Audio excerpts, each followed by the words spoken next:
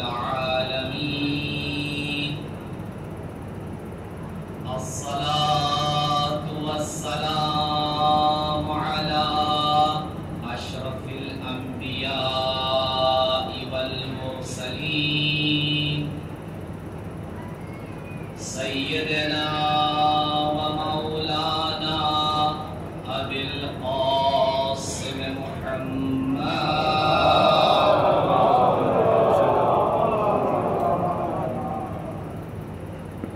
وآله الطيبين الطاهرين المعصومين المظلومين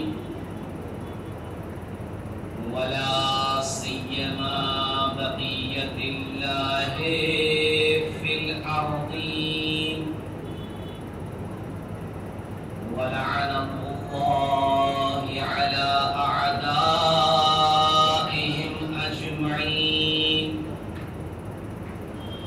من الآن إلى لقاء يوم الدين أما بعد فقد قال الأمير المؤمنين إمام المتقين إمام الصالحين إمام البرية إمام الأتقياء أول من آمن بالله وأول من وصل حقه علي بن أبي طالب عليه السلام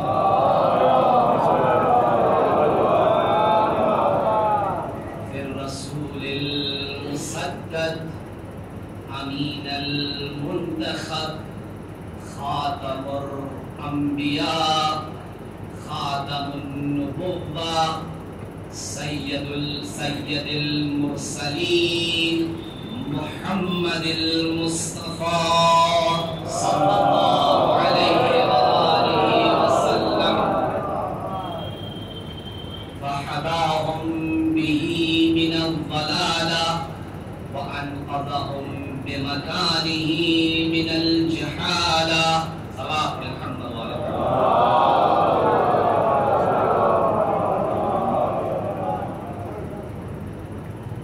سب سے پہلے بارہ پروردگار میں شکر ادا کرتے ہوئے کہ پروردگار پھر ایک موقع دیا مجلس کرنے کا، مجلس سننے کا، پاک ہستیوں کے درمیان بیٹھنے کا اور ان کا ذکر سننے کا. انسان کو نصیب چاہیے، آسان نہیں. ایک مجلس، اس سے پہلے کہ میں آپ کے درمیان اپنی خطابت اور اپنے جو بیانات لے کر آیا ہوں آپ کے سامنے پیش کروں، ایک چیز ہے جو میرے ذہن میں ہمیشہ رہتی ہے کہ انسان ایک مجلس پڑھتا ہے، صرف ایک مجلس کے لیے جب بلایا جاتا ہے تو سخت ہو جاتا ہے، سامعین کے لیے بھی اور خطیب کے لیے. اتنے وہ سامعین کو سمجھتا ہے وہ مجلس ختم ہو جاتی ہے، سامعین اتنے ذاکر کو سمجھتے ہیں مجلس تمام ہو جاتی ہے. لہذا کوشش یہ کریں گے کہ انشاءاللہ ایسی گفتگو ہو، عامیانہ گفتگو ہو، کربلا سے جڑی گفتگو کہ جسے سب سمجھ سکیں. صلوات الحمد للہ.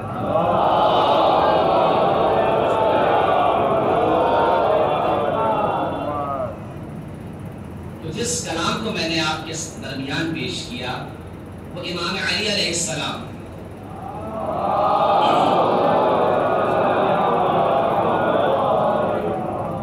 کا جملہ ہے پیغمبر اسلام کے، جس میں امام علی علیہ السلام اپنی نہج البلاغہ کتاب جو امام علی علیہ السلام سے منسوب ہے، کہ جسے کہا جائے کہ بڑی محجور اور مظلوم کتاب ہے.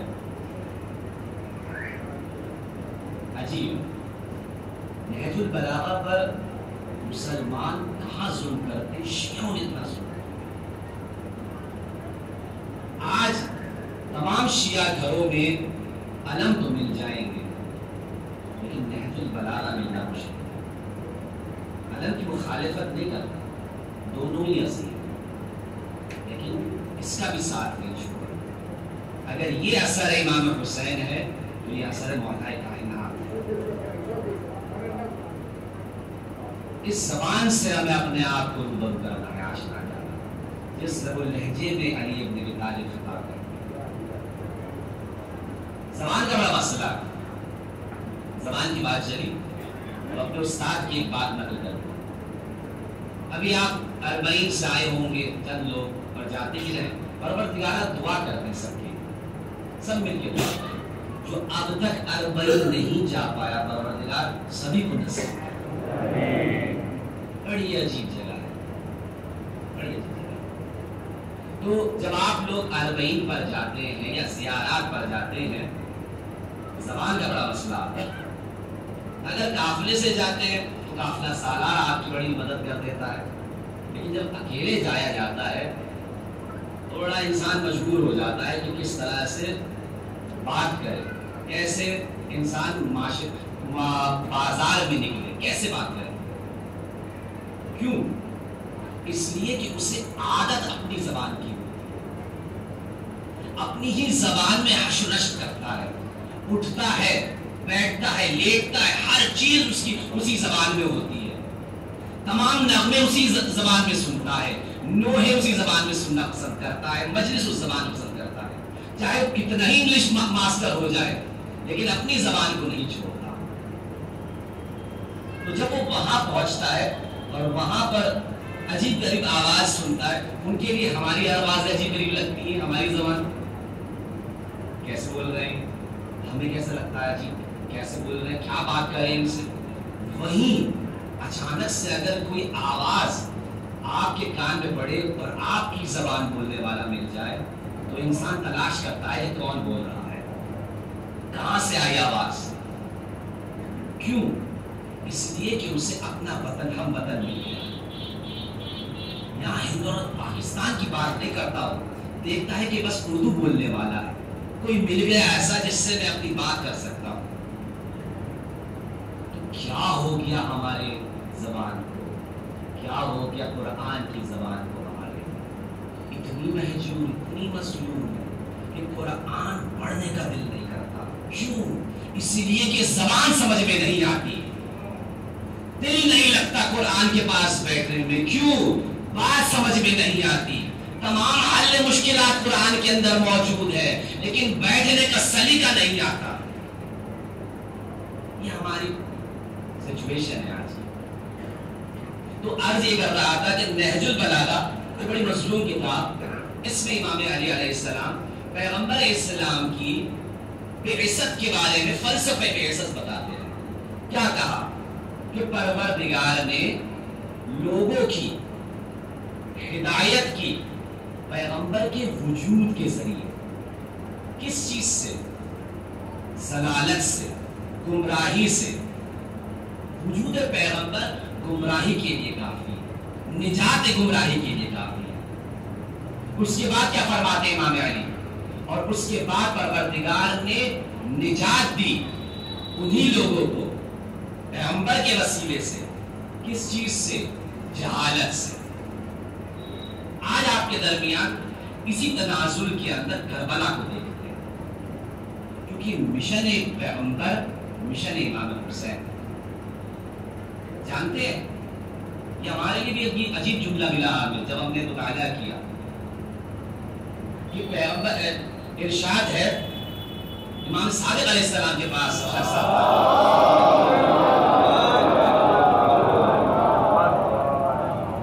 عرض کرتا ہے کہ کربلا کا کیا شعار تھا، کیا نعرہ تھا۔ تو کیوں سوال ہے؟ کیونکہ کوئی بھی نہضت قیام بغیر نعروں اور شعار کے ممکن نہیں، کیونکہ نعرے وہ چیز ہوتی ہے جو انگیزہ دیتے ہیں۔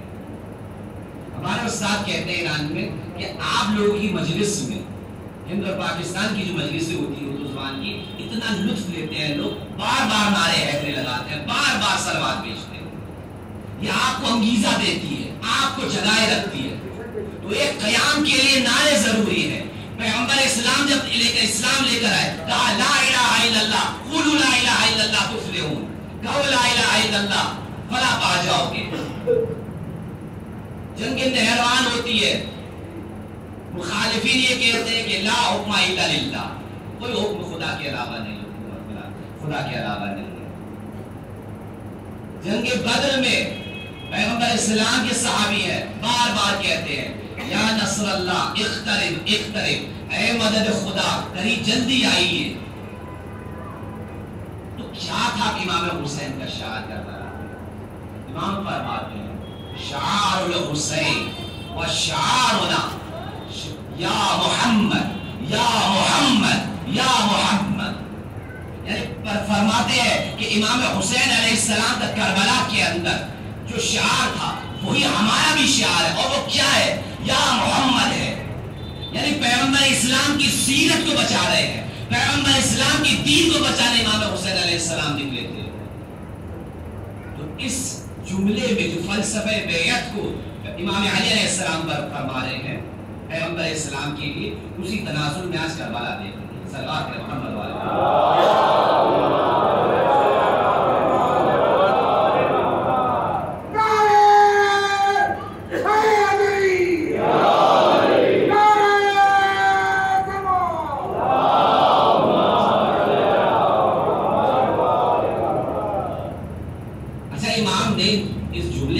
دو باتیں کہیں، کس چیز سے نجات؟ گمراہی سے اور جہالت سے۔ فرق کیا ہے؟ یہ جان لیجیے، نتیجہ دونوں کا ایک ہی ہے۔ فرق بس اتنا ہے، گمراہ انسان اسے کہتے ہیں کہ اصل مسئلے میں اشتباہ کر دے، غلطی کر دے، اور جہالت جاہل انسان اس کو کہا جاتا ہے جو اصل مسئلے کو نہ جانتا ہو۔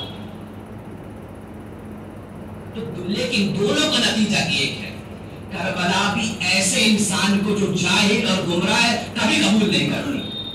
امام حسین نے یہی تو فرمایا تھا۔ عبید اللہ ابن حر جعفی، امام حسین علیہ السلام کوفے سے رخصت کرتے ہیں، نکلتے ہیں وہاں سے، گزر رہے ہیں، عبید اللہ نظر آتے ہیں، امام کہتے ہیں چلو کہ کربلا ہمارے ساتھ۔ ہاں مولا، خط تو لکھا تھا لیکن میں آپ کے ساتھ چل نہیں سکتا کربلا، لیکن میں یہ کر سکتا ہوں آپ کے لیے، میرے پاس بہترین گھوڑا ہے اور بہترین تلوار، میں آپ کو یہ دے سکتا ہوں۔ امام نے کہا مجھے تلوار اور گھوڑوں کی ضرورت نہیں ہے۔ امام نے کہا ما کنتو متخذ المضلین عضدا، ہم گمراہ سے مدد نہیں لیتے۔ یعنی امام یہ بتانا چاہ رہے ہیں عبید اللہ کو کہ خط ولایت پر ہو تبھی تم ساتھ میں ہو ہمارے، اگر اس سے دور ہوئے تو تم گمراہ ہو۔ صلوات پڑھیں محمد والے محمد۔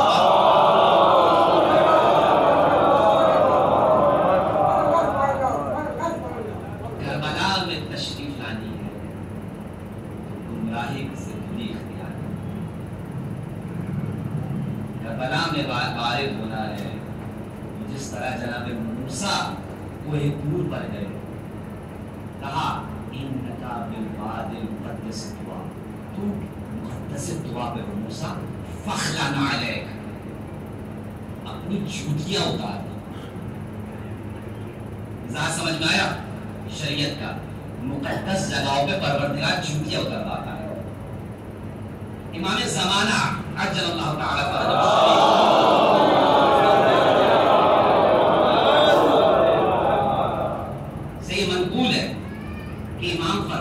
جانتے ہو کہ جناب موسیٰ سے جو کہا گیا اپنی جوتیاں اتار دو، اس کا مطلب کیا ہے؟ کیا تھی وہ جوتیاں؟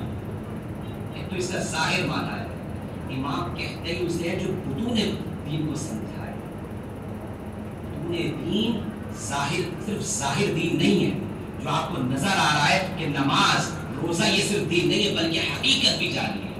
اگر دین کے ساتھ نماز کے ساتھ ولایت نہ ہو وہ مکمل دین نہیں ہے۔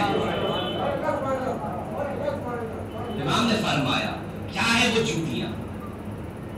امام نے کہا وہ دل میں، ان کے دل میں اپنے اہل و عیال کی محبت تھی۔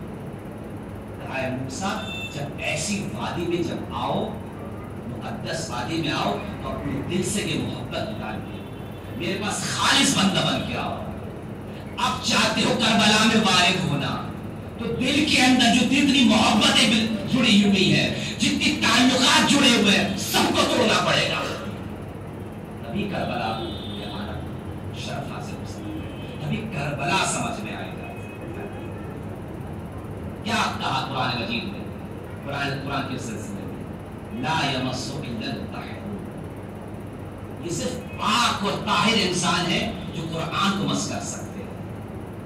ایک اس کا فقہی مسئلہ ہے کہ طہارت کے ساتھ ہوگے تو قرآن چھو سکتے ہو، لیکن اس کا ایک باطن بھی ہے جو حقیقی معنی ہے اس کا، یہی کہ قرآن تبھی تمہارے دل میں آئے گا جب دل پاک ہوگا، جب قلب تمہارا پاک ہوگا۔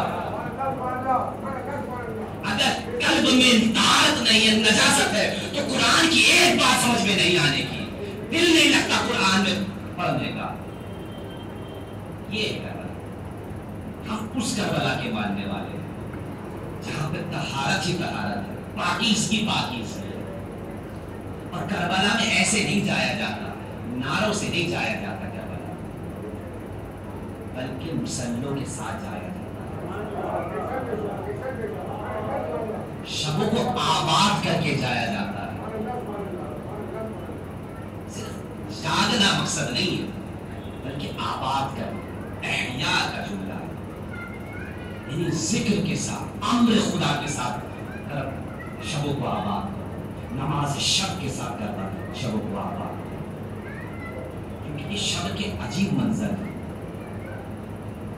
شبوں میں مسافرت کبھی طے کرتا ہے انسان، اگر کوئی نئی جگہ جا رہا نہیں کرتا، ڈرتا ہے، سوچتا ہے کہ انجان جگہ ہے، کیسے طے کرے۔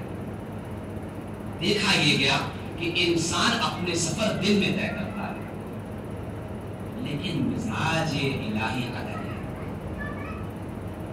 یہاں وہ شبوں میں طے کرواتا ہے۔ میں آج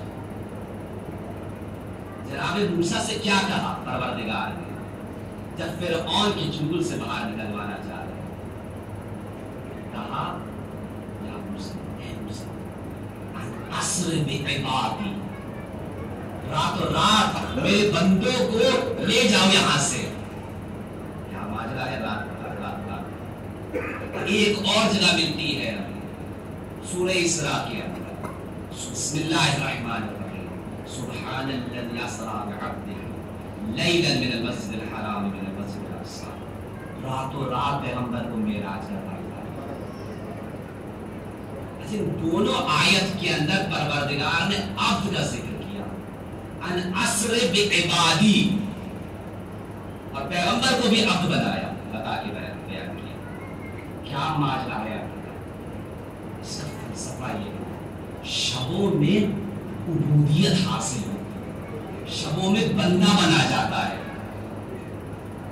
اب بھی اگر ہماری شب آباد نہیں ہے تو کربلا خالی ہو جائے گی، دلوں میں نہیں اتر پائے گی، کیونکہ یہاں پہ اگر دل میں کربلا چاہتے ہو تو مصلی پر بیٹھنا پڑے گا، نمازیں پڑھنی پڑے گی، شبوں میں جاگنا پڑے گا، پروردگار سے لو لگانی پڑے گی۔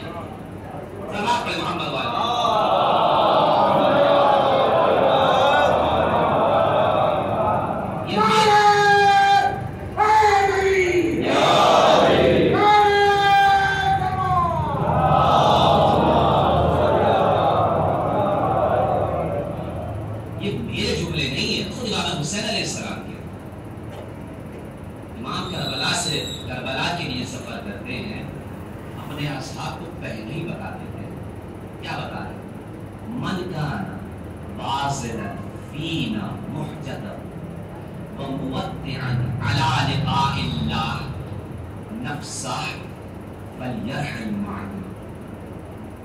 اگر چاہتے ہو ہماری راہ میں خون کی قربانی دینا اور ملاقات الہی کو، لقائے پروردگار کو فتن قرار دینا، ہمارے ساتھ چلو۔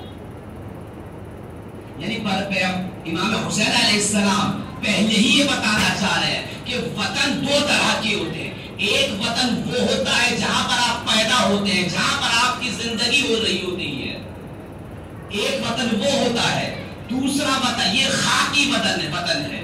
اگر چاہتے ہو الہی وطن، معنوی وطن، تو وہ تمہارا خدا کے پاس ہے. اب چاہتے ہو کربلا میں آنا تو الہی وطن نظر میں ہو. اپنے آپ کو ہندوستانی یا پاکستانی بنا کے مت لے کے جاؤ، بلکہ حسینی بنا کے لے کے جاؤ. صلوات پڑھو محمد والے محمد.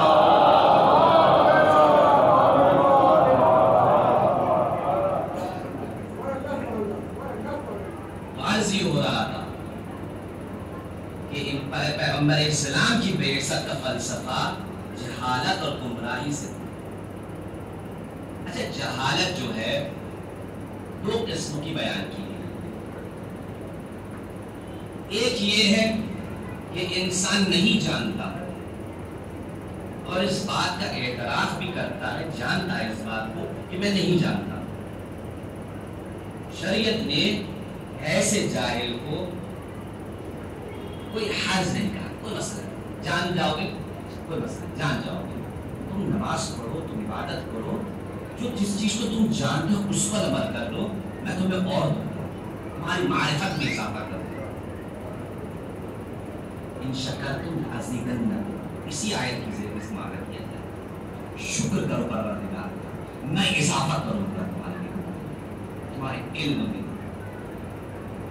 تو ایک جاہل کو ہے، اور اس جاہل کے لیے مثالیں بہت ہیں ہمارے پاس. علامہ طباطبائی تفسیر الميزان کے مصنف، اتنے بڑے عالم عارف انسان، ہمارے استاد نے ہی نقل کیا اس واقعے کو. کہتے ہیں کہ چند لوگ آئے، کہا کہ آپ کی کتاب میں یہ اشکال نظر آتا ہے، یہ بات سمجھ میں نہیں آئی، یہ نہیں آیا، وہ نہیں آیا، یہ اشکال ہے، یہ سوال ہے ہمارے لیے، ہمارے پاس، آپ جواب دیجیے. نہیں بولا، نہیں جانا. شرم نہیں آئی ان کو یہ بات کو، لیکن ہائے واقعاً وائے ہوا اپنے صرف امامے کو بچانے کے لیے لوگوں کو دین سے گمراہ کر رہا ہے. صرف امامے کے تقدس کے چکر میں آج نہ جانے کیا کیا پڑھا جا رہا ہے. یہ بھی نہیں دیکھا جاتا کہ کہنے کا مطلب کیا ہے اور اس کے اثرات کیا پڑیں گے سامنے والے کی زندگی پر. وی آر کی مخالفت ہو رہی ہے کہ وہاں پہ صحن سازی ہوتی ہے، صحنہ دکھایا جاتا ہے، منظر کشی ہوتی ہے. اگر ریشہ پکڑا جائے تو بہت ساری چیزوں پر سوال آ جائے گا. حضور آپ کے زلجھنا نکالنے کا سوال آ جائے گا. روزے عاشور، اعمال عاشور میں آپ کیا انجام دیتے ہیں؟ 7 قدم آگے چلتے ہیں، ان للہ و انا الیہ راجعون پڑھتے ہیں، اس پر سوال آ جائے گا. شریعت قرآن، شریعت پیغمبر کے اوپر سوال آ جائے گا کہ حج میں کیا کرتا ہے حاجی؟ کندھے اٹھاتا ہے، بھاگتا ہے صفا اور مروہ کی طرف، کیا کر رہا ہے؟ منظر کشی تو کر رہا ہے، اور کیا کر رہا ہے؟ کس چیز کی مخالفت کر رہے ہیں آپ؟ بس ذہن میں آیا تو بول دیا کچھ نہیں دیکھتے کہ آس پاس واقعی انسان اس بات پر غور کرے کیا بول رہا ہے. صرف اپنے عوامی کو بچانے کے لیے اس کی آبرو دین کی آبرو سے کم ہے. دین افضل ہے، پہلے دین ہے. سقراط سے پوچھا گیا بہترین جملہ تمہاری نظر میں کیا ہے؟ اس نے یہی کہا کہ میں I know nothing، میں جانتا ہوں کہ میں کچھ نہیں جانتا. یہ میرے لیے بہترین جملہ ہے. انسان اس بات کو حقیقت کو جاننے کی بات ہے. اگر یہ جہالت، یہ جیوانی جہالت بری جہالت ہے، دوسری قسم جہالت کی جو ہے نا وہ آج لے ڈوب رہی ہے ہماری قوم. دوسری جہالت میں کیا ہے؟ اس میں انسان ایک چیز کو نہیں جانتا اور اس بات کو بھی نہیں جانتا کہ میں نہیں جانتا. توجہ ہی نہیں ہے کہ میں نہیں جانتا اس مسئلے میں، بلکہ الٹا یہ اس بات کا اعتراف کرتا ہے اور اعتقاد رکھتا ہے میں اسے جانتا ہوں. یہاں پر دو جہل ہیں اس کے. پہلے والے جاہل میں ایک فرق تھا، وہاں پہ صرف وہ اس بات کو نہیں جانتا تھا، ایک جہل تھا اس کا. یہاں پر دو جہل ہے. کیا جہل ہے؟ ایک یہ کہ وہ مسئلے کو جانتا نہیں ہے اور اس بات کو بھی نہیں جانتا کہ میں جانتا نہیں ہوں. یہاں مسئلہ آتا ہے، یہاں پر دین کے ساتھ کھلواڑ ہوتا ہے. یہاں جذبات کے ساتھ کھلواڑ، اس جہل کو شریعت میں روکا ہے۔ اگر نہیں جانتے چپ رہو، مت بولو، خامخواہ اپنی زبان کی بے عزتی یا اپنے دین کی بے عزتی مت کرواؤ۔ یہ تو اس جہل کو، اس جہالت کو پیغمبر علیہ السلام دور کرنے کے لیے آئے تھے، اور اسی جہالت کو امام حسین نے دور کیا، کربلا کے اندر۔ وہاں وہ بھی لوگ تھے جانتے تھے، اور وہاں وہ بھی لوگ تھے کہ امام حسین کو جانتے ہیں، یہ نہیں جانتے کہ کیا حق ہے حسین ابن علی کا، بلکہ یہ سوچ رہے تھے کہ سچ صحیح کر رہے ہیں ہم۔ تبھی امام سجاد سے دعا ملتی ہے کہ امام فرماتے ہیں یہ دعا کرا کرو، اللہم ارنا الاشیاء کما ہی، یعنی کہ پروردگار ہمیں ایسا دکھا، ہماری آنکھیں بصیرت یہ کر دے کہ جیسی حقیقت ہے ویسی ہمیں دکھا، اور جہاں ہمیں حق نظر آئے ہم اس حق کو حق مانیں اور اس کی پیروی کریں۔ یہ نہ ہو سکے ہمارے ساتھ کہ جاہل کو یعنی باطل کو ہم حق سمجھ بیٹھے، تب امام زمانہ جب آئیں گے تو افسوس کرتے نظر آئیں گے ہم کس کو حق سمجھ بیٹھے تھے، یہ باطل نکلا۔ صلوات پڑھے محمد والے محمد۔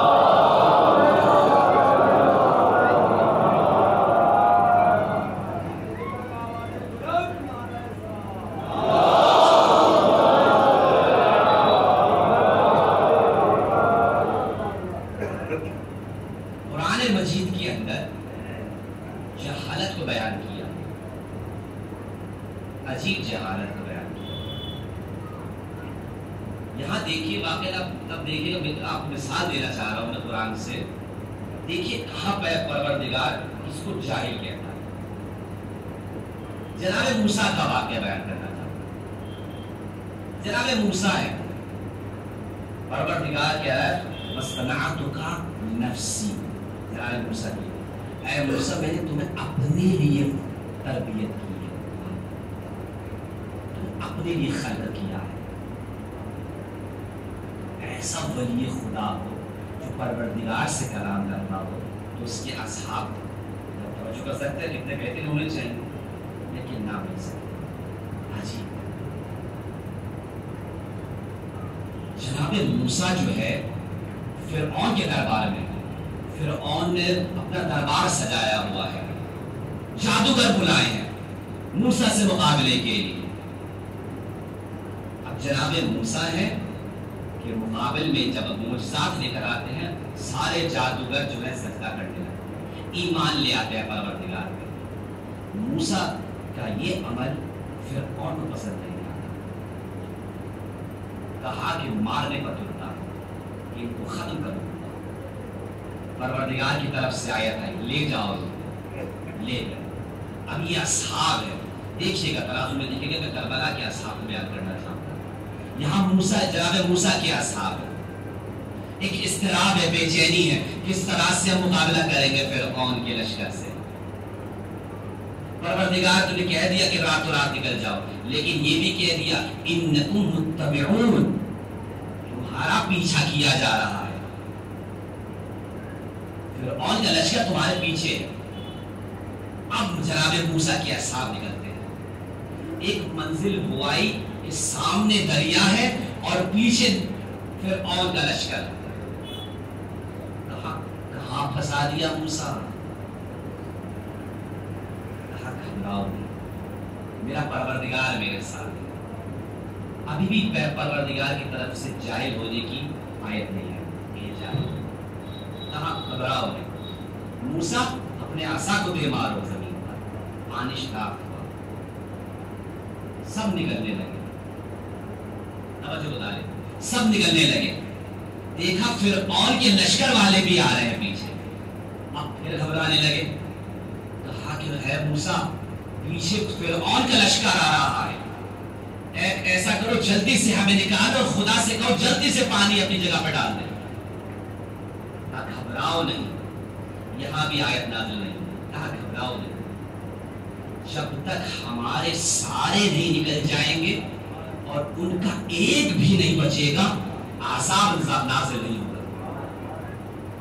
یہی ہوا، جناب موسیٰ کے سارے اس پار ہوئے، فرعون کے سارے پانی کے اندر ہوئے، پانی آ گیا اپنی جگہ پر، سب کے سب. اس سے ایک سنت الہی سمجھ میں آ گئی، پروردگار تو 12ویں حجت تو کیوں نہیں بھیج رہا؟ سب کو تو بھیج دیا تو نے، آخری حجت کیوں نہیں آ رہی؟ تو جواب یہی ملے گا کہ جب تک سارے کے سارے دشمن اہل بیت ایک جگہ جمع نہیں ہو جائیں گے تب تک میں اپنی آخری حجت کو نہیں بھیجنے کا. صلوات پڑھیں محمد والے محمد.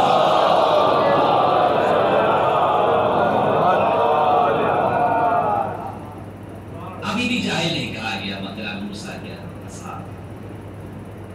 آگے بڑھی بات، کہا موسیٰ اس قلتم یا موسیٰ لن نصبر على طعام واحد فادع لنا ربک. اے موسیٰ برداشت نہیں ہوتا. جملے دیکھیے، لن نصبر، صبر نہیں کر پا رہے. کس بات کے صبر نہیں کر پا رہے؟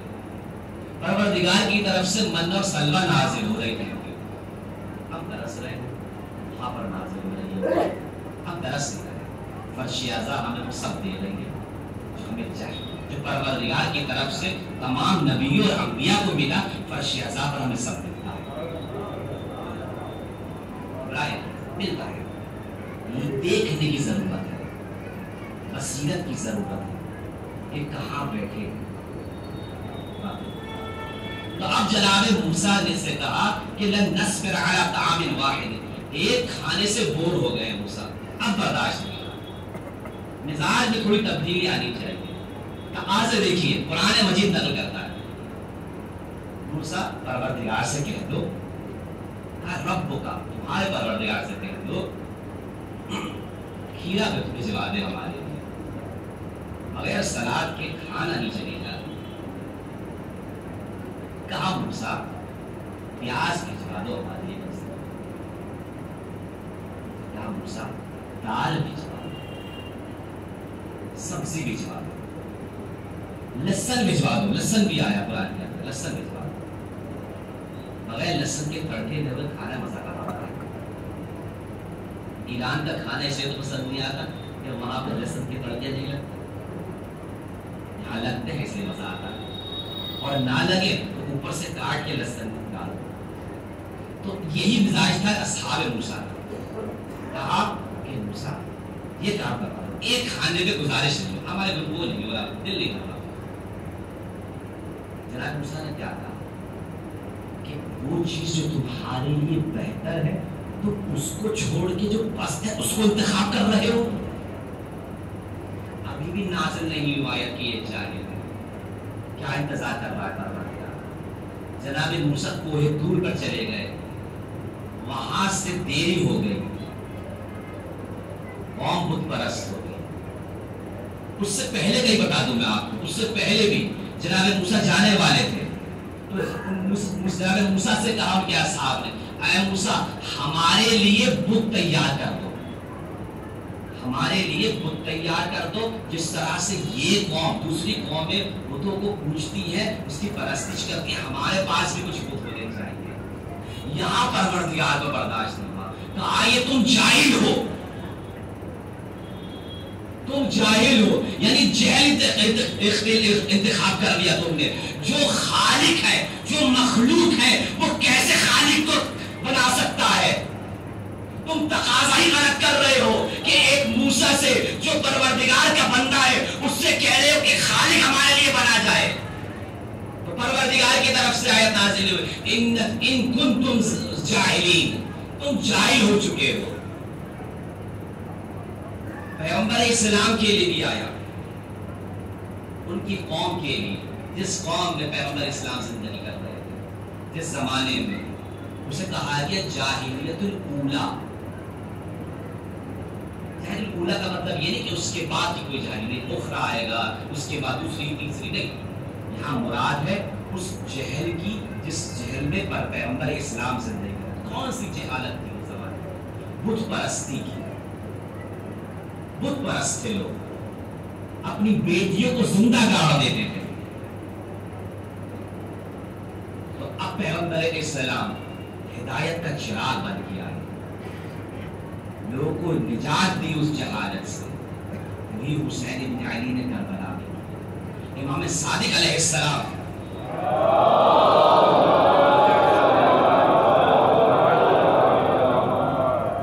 زیارت اربعین میں امام حسین کے لیے یہی تو کہتے نظر آتے ہیں، بذل محجته فیک لیستنقذ عبادک من الجہالہ وحیرت الضلالہ. یعنی پروردگارہ امام حسین نے تیری خاطر، فی کا ابھی جملے پہ آؤں گا، فی کا یعنی تیری خاطر کیا کیا؟ اپنے خون کو قربان کر دیا. کس لیے؟ تاکہ تیرے بندگان کو، تیرے عبادت گزار بندوں کو کس سے نکال دے؟ جہالت سے نکال دے، گمراہی سے نکال دے. یہ کون سی جہالت تھی جو پیغمبر اسلام کے زمانے میں بت پرستی تھی؟ امام حسین کے زمانے میں کون سی جہالت تھی؟ تو کہا گیا کہ یہ جہالت طاغوت پرستی کی ہے، ظالم حاکمرانوں کو قبول کرنے کی ہے، ان کے مقابل میں جھک جانے کی ہے. اب سمجھ میں آیا کربلا کا میسج. کربلا یہ چاہتی ہے کہ آپ اس مقام میں آئے کہ اپنے آپ کو کربلائی بنائے، جہاں ظالم حکومت ہو وہاں پر اپنے آپ کو کھڑا کر کے قیام کرے اور مقابل میں کھڑے ہو جائے. صلوات پڑھے محمد والے.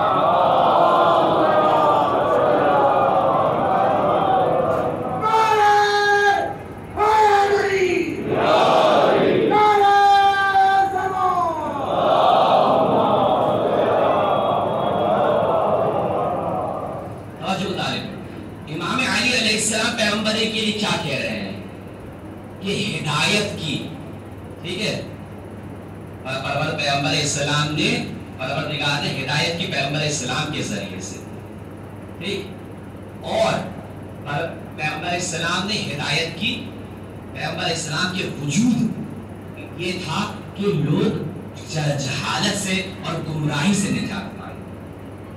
یا حسین ابن علی نے بھی یہی کیا، اپنے اصحاب کو لے کر گئے جہالت اور گمراہی کے مقابل میں. اور یہ مزاج مولا علی سے امام حسین کو ملا. مولا علی سے کیسے ملا؟ مولا کائنات کے پاس شخص آتے ہیں، کہتے ہیں کہ مولا آپ چاہتے ہیں آپ کی حکومت محکم ہو جائے، مضبوط ہو جائے، گٹھ بندھن کر لیجئے معاویہ کے ساتھ، گٹھ بندھن کر لیجئے معاویہ کے ساتھ، آپ کی حکومت ہو جائے گی. کس طرح سے محکم ہے؟ معاویہ کی حکومت بڑی ہے، اس وقت لوگ زیادہ ہیں اس کے پاس. ابھی آپ کی حکومت میں کم ہے لوگ. ایک مرتبہ آپ جب حکومت پہ آ جائیں گے، آپ کبھی ہو جائیں گے تو ظاہر کر دینا معاویہ کو. امام نے یہی کہا، ما کنت متخذ المضلین عضدا، ہم گمراہ سے مدد نہیں لیتے. اب سمجھ میں آیا کہ پیغمبر اسلام جہالت سے دور کر رہے ہیں، مولا علی علیہ السلام بھی جہالت کو پسند نہیں کر رہے، گمراہی کو پسند نہیں کر رہے. امام حسین علیہ السلام بھی کربلا میں یہ کہتے نظر آئے کہ ہم گمراہ سے مدد نہیں لیتے. تو اب ہمیں کیا ہو گیا ہے کہ کربلا کے میسج کو سننے کے لیے گمراہوں کو ممبروں میں بٹھا رکھا ہے. یہ بھی نہیں دیکھتے کہ اس کا دین اور مذہب کیا ہے، کیا عقیدت لے کر آیا ہے. بس ذکر حسین کر رہا ہے تو ہم سوچ رہے ہیں کہ واہ کوئی مسئلہ نہیں، ہم یہ دیکھیں کہ وہ کیا بول رہا ہے، یہ مت دیکھو کہ کیا کون بول رہا ہے. ہم یہ مزاج بنائے ہوئے ہیں. تو اس وجہ سے آج ہمارے ممبروں کے واقع تقدس ختم ہوتا چلا جا رہا ہے. جس کا جو مرضی آ رہا ہے تحلیل کر رہا ہے، جس کا جو مرضی آ رہا ہے بول رہا ہے. ورنہ کربلا کا میسج عرفان اور عشق کا میسج. ابھی ہم صرف سطح اول کربلا تک پہنچے. جس طرح قرآن کے بطون بیان کیے گئے ہیں کہ قرآن کے اندر 60 بطن کی روایت ہے، کہا گیا 70، کہا بعض جگہ لکھا ہے 700 بطن ہے قرآن کے اندر. اسی طرح کربلا کی بھی بطن ہے. کربلا بھی ایک سطح اس کا یہ ہے کہ اس کا تاریخی پس منظر ہے کہ کیا ہوا، کیسے ہوا، کیوں آئے تھے، کون پہلے گیا، کون بعد میں گیا، کتنے زخم لگے. یہ پہلا اس کا مرحلہ ہے. دوسرا مرحلہ کربلا کا اس کا فلسفی، کیا ہدف لے کے آئے تھے حسین ابن علی کربلا کے لیے، اس کو تحلیل کرتا ہے. تیسرا مرحلہ شہزادی جناب زینب بیان کرتی ہے. جب عبید اللہ کے دربار میں پہنچتی ہے، ابن زیاد کے دربار میں پہنچتی ہے، تو جب وہ مذاق اڑاتا ہے، توہین کرتا ہے امام حسین علیہ السلام کی، اور کہتا ہے کہ صحیح کیا پروردگار ہے تمہارے ساتھ اور کیسا دیکھ رہی ہو تم کربلا کے بعد اپنے آپ کو. ما رأیت الا جمیلا، میں نے جمال الہی کے علاوہ کچھ نہیں دیکھا. اب سمجھ میں یہ نہیں آ رہا، حسین ابن علی کا سر کٹا ہے، شہزادی جمال الہی کو دیکھ رہی ہے، کیسے ممکن ہے؟ کیا دیکھ رہی ہے شہزادی؟ اس کو تحلیل کرنا ضروری ہے، اس منزل پر آنا ضروری ہے. یہاں شہزادی جواب دیتا چلو، یہاں شہزادی بھائی کا گل کٹا سر نہیں دیکھ رہی، بلکہ یہ دیکھ رہی ہے کہ کیا مقام حاصل کروا دیا پروردگار نے کربلا میں امام حسین کو. یہاں جمال الہی نظر آ رہا ہے، کمال الہی پورا متجلی نظر آ رہا ہے کربلا کی سرزمین پر. ایک اور مثال دیتا چلوں آپ کو کربلا کے حوالے سے کہ کہاں کربلا کو لے کے جانا تھا اور اب یہ کہاں پر ہے. جانتے 11 محرم میں جب جناب زینب اور تمام اسیران کو لے جایا جا رہا تھا، مسائل پہ نہیں آ رہا لیکن جملہ عجیب ہے. شہزادی امام حسین کے بدن کے پاس پہنچتی، لاشا بالغفر سر جدا ہے. شہزادی کہتی ہے انت اخی، کہ تو میرا بھائی ہے. اچھا میں کہوں گا کہ یہ جملہ کوئی بھی کہتا تو شاید بات سمجھ میں آتی کہ نہیں پہچان سکا ہوگا، لیکن جناب زینب کے لیے ممکن ہے کہ اپنے بھائی کو نہ پہچان سکے.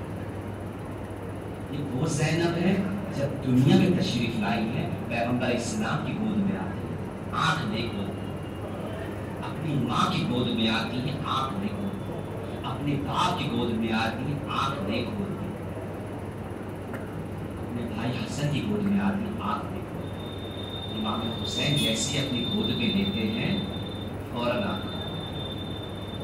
کیسے ممکن ہے اپنے بھائی کو نہ پہچان سکے؟ یہ اپنے بھائی کو کی خوشبو پہچان ہے. تو کیوں کہہ رہی ہے انت اخی، کیا تو میرا بھائی ہے؟ یہاں شہزادی بتانا یہ چاہ رہی ہے کہ یہاں پہ جملہ سوالیہ نہیں ہے بلکہ تعجب کا ہے. تعجب کر رہی ہے شہزادی زینب کربلا میں امام حسین کو دیکھ کر کہ کیا تو وہی میرا بھائی ہے جو کربلا میں ہمارے ساتھ چلا تھا، کربلا کے لیے ہمارے ساتھ چلا تھا. پروردگار نے تجھے کیا مقام حاصل کروا دیا؟ کہ شہزادی تعجب کر رہی ہے کہ کربلا میں تجھے کیا مقام مل گیا. مقام محمود حاصل ہوا، اعلی علیین حاصل ہوا. اس کا ایک اور معنی کیا علماء نے، کہا کائنات میں جتنی چیزیں ہیں پروردگار کی نشانی کہا ہے، نشانیاں ہیں، آیت ہے، اور تمام آیتیں اپنے طور پر اپنی ظرفیت کے اعتبار سے خدا کو پہچان پاتے ہیں. ذرہ ذرہ کائنات کا خدا کو پہچان پاتا ہے، لیکن اپنی ایک محدودیت ہے، اپنے ایک لیمیٹیشنز ہیں. اس کوئی ایسا آئینہ ہو پروردگار جہاں پہ تجھے تمام کا تمام دیکھ سکے، ایسا ایک آئینہ ہو جہاں پر تو نظر آئے، تیری تصویر نظر آئے. تو یہاں پر جناب زینب جب اپنے بھائی کو دیکھ رہی ہیں تو یہ کہہ رہی ہے انت اخی، یا تو میرا بھائی ہے. اب یہاں پہ شہزادی اپنے بھائی کو نہیں دیکھ رہی بلکہ تمام الہی کو دیکھ رہی ہے. کہہ رہی ہے تمام الہی، پروردگار کے تمام صفات اس وجود امام حسین کے اندر متجلی ہو گئی ہے. اب تمام کے تمام دنیا والے جب جب حسین کا نام آئے گا آنکھوں میں آنسو آئیں گے، کربلا کے لیے دوڑیں گے. ہم بھی اس بات کی گواہی دیتے ہیں. آج کربلا میں پہنچ کر 2.5 کروڑ کا مجمع اس سال ہوا، اگلے سال یہ 5 کروڑ کا مجمع ہوگا، اور ایسے ہی کرتے کرتے ایک ایک انسان جب تک کربلا کی سرزمین پہ نہیں پہنچ جائے گا مقصد حسین کامیاب نہیں ہوگا. صلوات پڑھے محمد والے.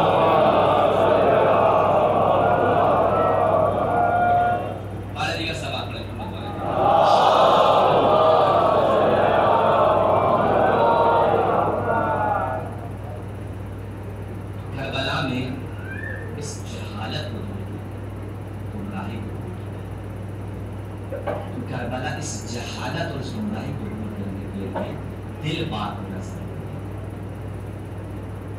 دل پاک پاکیزہ ہو. جہاں بدن پاک ہونا چاہیے طہارت کے ساتھ، وہاں انسان کا نفس بھی پاک ہونا چاہیے، فکر بھی پاک ہونا چاہیے، ہر چیز پاک، کیونکہ پیغمبر اسلام کا ارشاد ہے کلو نقی و تقی عالی، ہر متقی انسان، ہر پرہیزگار انسان ہماری آل میں سے ہے۔ آپ چاہتے ہو حسین ابن علی کے قتل کا بدلہ لینا، کیونکہ آخری وارث امام زمانہ پردے غیب میں ہے، وارث حسین ہے، تک و تنہا امام کا بدلہ نہیں لیں گے، بلکہ ہمیں بھی شامل ہونا ہے امام کے ساتھ۔ اگر قصاص لینا ہے، حق کے قصاص قرآن کی آیت میں اس کو ہے کہ جو ولی ہو، من قتل مظلوما فقد جعلنا لولیہ سلطانہ، جو پروردگار نے ایک اعلان کر رہا ہے اگر کوئی شخص مظلوم مارا جائے تو اس کا حق کے قصاص کس کو ہے؟ جو اس کا ولی ہو۔ ولی حسین زندہ ہے، پردے غیب میں ہے، اگر چاہتے ہو ولی بننا، بیٹا بننا تو بیٹا بننا پڑے گا۔ بیٹا کیسے بنا جاتا ہے؟ پیغمبر اسلام نے بتایا کل نقی و تقی عالی، ہر متقی انسان، ہر پرہیزگار انسان ہماری آل میں سے ہے، ہمارا بیٹا بنتا ہے۔ تو کربلا وارث بھی تلاش کر رہی ہے ہمارے، یہاں پر فرش اعزا بچھا کر ہم وارث بننے کے لیے آتے ہیں، تو کیوں نہ وارث بن کے یہاں سے جایا جائے؟ ہر انسان وارث بن کے یہاں سے عہد کر کے نکلے کہ جو غلطیاں ہوئی آگے نہیں ہوئی، کیونکہ ہمیں جب تک زندہ رہنا ہے اسی عہد پر عمل کرنا ہے کہ امام زمانہ آ بھی جائے ہم ان کی نصرت سے پیچھے نہ ہٹیں۔ جیسے امام حسین کے صحابی تھے، جانتے ہیں امام حسین نے ایسے ہی اپنے صحابیوں اصحاب کو ساتھ نہیں لیا، تربیت کی ان کی، اور تربیت کرتے کرتے امتحان دینا بھی ضروری ہے۔ بغیر امتحان کے پتہ نہیں چلتا کہ کون اپنا ہے کون پرایا ہے۔ امام حسین شب عاشور اپنی بیعت ہٹا کے یہ کہتے ہیں کہ جنت چاہتے ہو تو جنت تو تمہیں مل جائے گی، یہ میرے خون کے پیاسے ہیں، تم چاہو تو نکل جاؤ، چلے جاؤ۔ کیا کہا؟ الحمدللہ الذی شرفنا بالقتل معک، پروردگار کا شکر ہے، حمد ہے کہ اس نے شرف دیا کہ ہم آپ کے ساتھ قتل ہو، ہمیں اپنے آپ سے دور مت کیجئے۔ پھر امام کے صحابی نے کہا کہ ہمیں اگر ابھی مار دیا جائے، پھر ہمیں زندہ کیا جائے، پھر ہمیں جلا دیا جائے، ہمارے جسم کی بوٹی بوٹی کر دی جائے، اور یہ ایک مرتبہ نہیں کیا جائے بلکہ 70 مرتبہ کیا جائے، تب بھی ہم آپ کا ساتھ نہیں چھوڑیں گے۔ امام حسین نے کہا ارفعوا رؤوسکم، اپنی نگاہوں کو اوپر کرو، انظروا، دیکھو، کہا ھذا منزلک یا فلاں، یعنی بتایا ایک ایک شخص کی منزل بتائی، تمہارا یہ درجہ ہوگا، تمہاری یہ منزل ہوگی، ابھی تم اس مقام پر ہوں گے، اب یہاں پر رہنے کا دل نہیں کرتا ہے صاحب کا، چاہتے کس طرح کربلا نکلے، کس طرح روز عاشورا ہے، کس طرح اپنی جان نثار کرے امام حسین کے اوپر۔ یہی چاہتے ہیں ہم بھی امام زمانہ آپ سے، ہمارے لیے بھی وہ امتحان دے دیجیے جلد سے جلد، ہمیں پتہ چل جائے کہ ہم آپ کے خط پر موجود ہیں کسی اور خط پر، اگر کسی اور خط پر موجود ہو تو آپ کے خط پر ہم شامل ہو جائیں دوبارہ۔ یہ ہمیں کربلا سکھاتی ہے، امتحان لیتی ہے کربلا،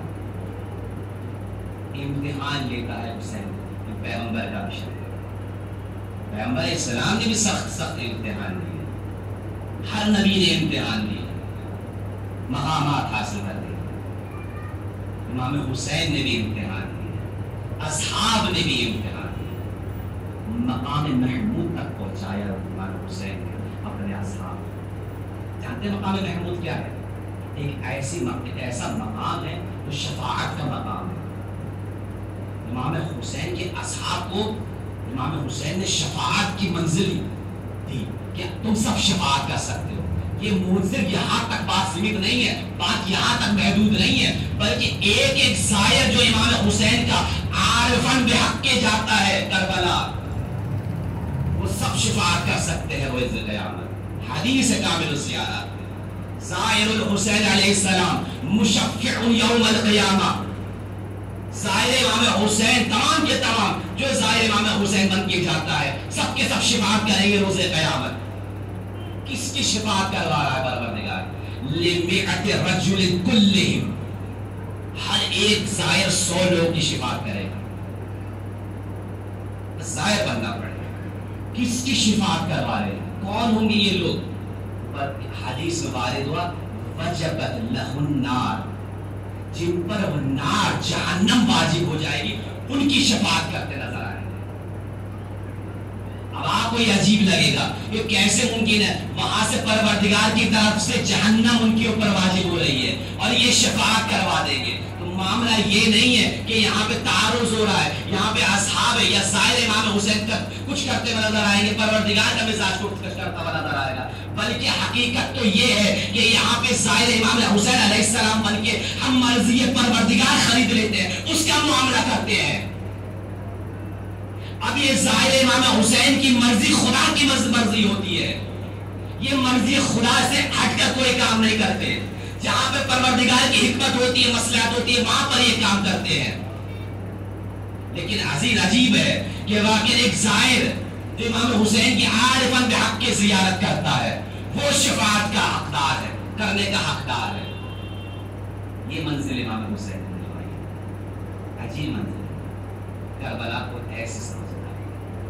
غرض یہ ہوا کہ کربلا کی مرحلے سمجھنا، جو آخری مرحلہ ہے اس عرفان کا، جو شہزادی کے جملے سے ہمیں ملا، ما رأیت جمال الہیت، کمال الہیت کربلا، خدا کی وحدانیت کا مظہر کربلا۔ یہ کربلا نہ ہوتی تو واقعی نہیں سمجھ میں آتا مسلمانوں کو کہ خدا کی توحید کیا ہے۔ جانتے ہیں کربلا میں امام حسین کے اصحاب کیوں مطمئن تھے؟ کیونکہ حسین ابن علی مطمئن تھے۔ حسین ابن علی 10 محرم میں کربلا میں قربانی پہ قربانیاں دے رہے ہیں، لیکن اطمینان ایسا ہے کہ پروردگار کی بارگاہ میں جانا ہے۔ یہ بہترین دلیل بنی خدا کی وحدانیت کی، خدا کو پہچاننے کی، اس بات خدا کی۔ اگر کربلا نہ ہوتی تو خدا نے بہترین دلیل ہمارے پاس خدا کے وجود کی نہ ہوتی کہ ایسے سخت حالات میں اطمینان حسین ابن علی تھا۔ کربلا بہترین دلیل ہے حسین ابن علی نے پیش کی خدا کے وجود۔ صلوات پڑھیں محمد والے۔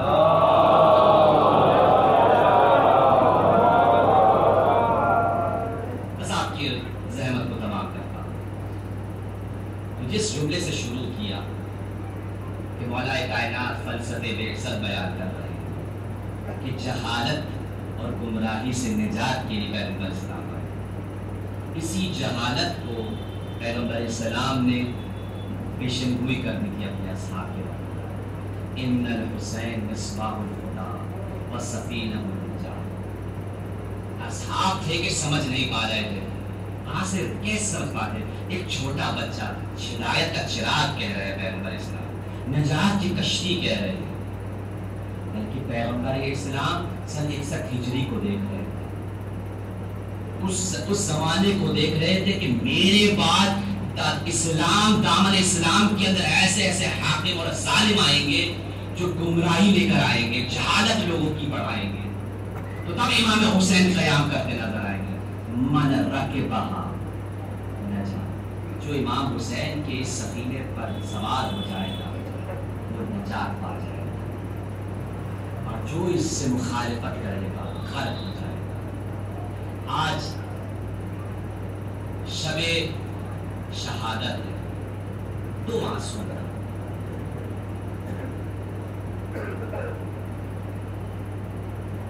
امام پیغمبر اسلام کی اور امام حسن۔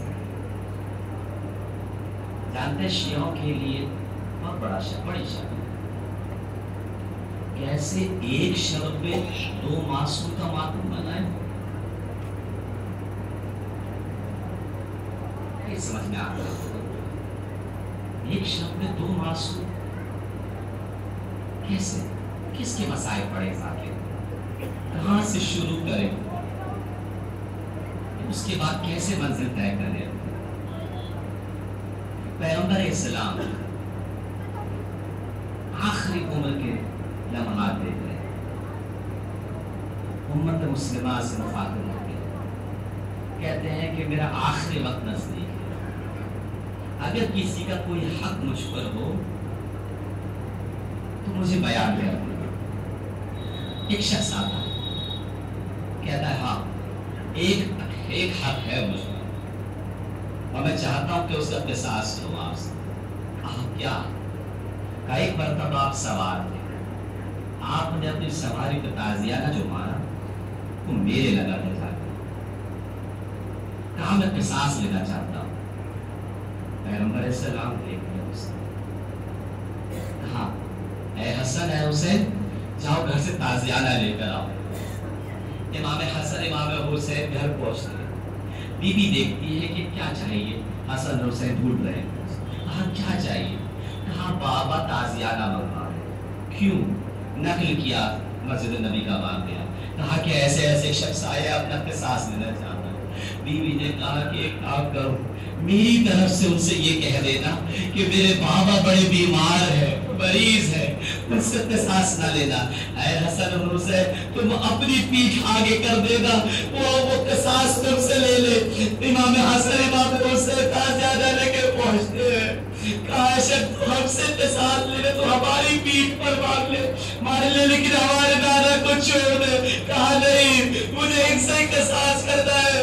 کہا پیغمبر نے کہ چل ٹھیک ہے تو قصاص کر لے، تو مار لے، تجھے تازیانہ مار لے۔ کہا ہے نہیں ایسے پیغمبر ایسے نہیں، جب آپ نے تازیانہ مارا تھا میری پشت ننگی تھی، پیغمبر اسلام نے اپنی پشت کو اٹھایا، قمیض کو اٹھایا، اس نے مہر نبوت کو دیکھا، فوراً منہ سے لینے لگا۔ کہا ہے پیغمبر میں معافی چاہتا ہوں جسارت کی، میں بس اس مہر کا موزہ لینا چاہتا تھا۔ اے پیغمبر یہ امت آپ کی بڑی وفادار تھی، لیکن کیا ہوا اس کو؟ اے پروردگارا یہی وہ پیغمبر ہے، پالس پیغمبر لکڑیاں لے کے آتے ہیں، چھوٹا بچہ ہے، اپنی ماں کا بڑا بیٹا جو ہوتا ہے بڑا غیور ہوتا ہے، جب دیکھا اپنی ماں پر چلتا ہوا دروازہ گرتا ہے، کیسے برداشت کیا ہوگا حسن ابن علی نے؟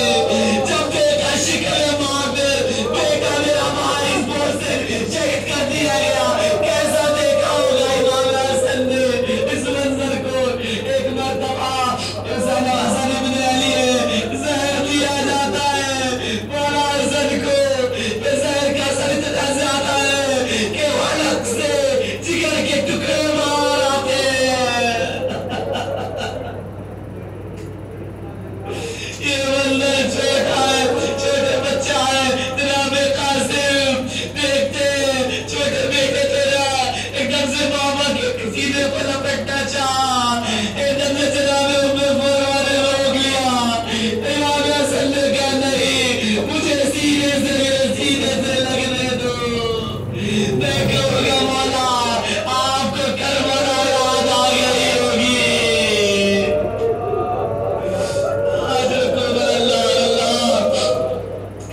یہ وہ منظر ہے واقعی بڑا سخت تھا۔ جناب زینب دیکھتی ہے اس منظر کو، اپنے بھائی کے کٹے ہوئے جگر کے ٹکڑوں کو۔ میں کہوں گا شہزادی اس اسی شخص کو دیکھ رہی ہے، اسی کا بیٹا ہوگا قاسم، کربلا میں یہاں تو جگر کے ٹکڑے مارا ہے، ارے اس کا پورا بدن پامال کیا جائے گا۔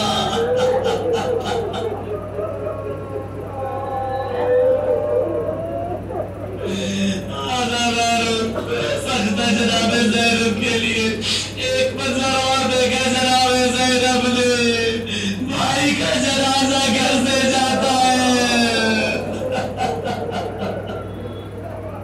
بھائی کا جنازہ گھر سے جاتا ہے، وہاں سے جب لوٹتا ہے تو تیر برسے ہوتے ہیں۔ ارے کہوں گا جناب زینب آپ کو کربلا کی سرزمین پر ایک اور منظر دیکھنا ہوگا، یہاں پہ جنازے پڑتی رہے،